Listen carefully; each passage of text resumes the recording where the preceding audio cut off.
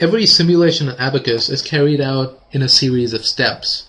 You have an initial step where you could possibly set up a few things, such as maybe set your boundary conditions, or maybe just not set anything at all in that initial step.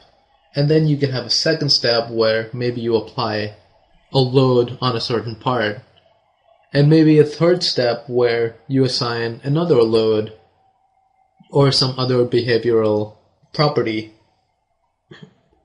And Abacus will execute all of these steps one after another as different time steps within the simulation. In our example, we're only going to need two steps. The first is the initial step, which every Abacus simulation must have. And the second step is going to be a loading step, where we apply the loads. We're going to apply the boundary conditions in the initial step, but this is more a matter of preference. Sometimes you can assign it in the load step, and it'll work out just fine. But other times you have more complex simulations where you want to make sure you're applying different boundary conditions at different stages of the simulation. And in that case, you want to think about where you're applying loads and boundary conditions, which steps, and create the steps accordingly. But you'll understand that better as you get deeper into Abacus and more familiar with the whole environment. I'm going to expand out steps. And as you see, Abacus has already gone ahead and placed an initial step in place. I'm going to double click on steps, and it gives me a create step window, and I'm going to call the step the loading step. And I'm going to tell Abacus to insert this new step after the initial step.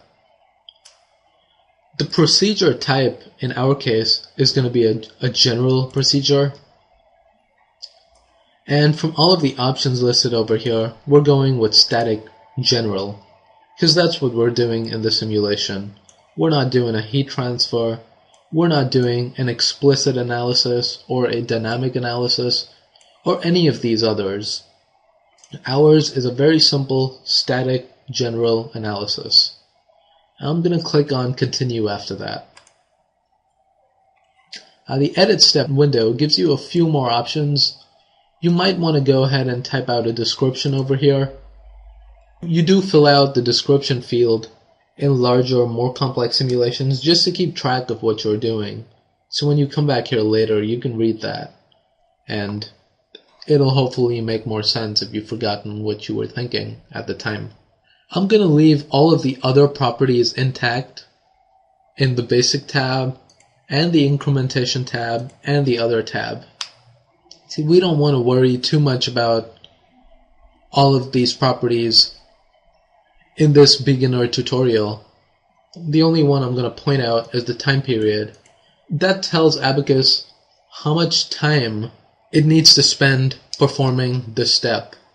So your initial could be one time step, and then your loading could be a second time step, and then on a third one you have maybe another load or whatever else you want to do in your third step.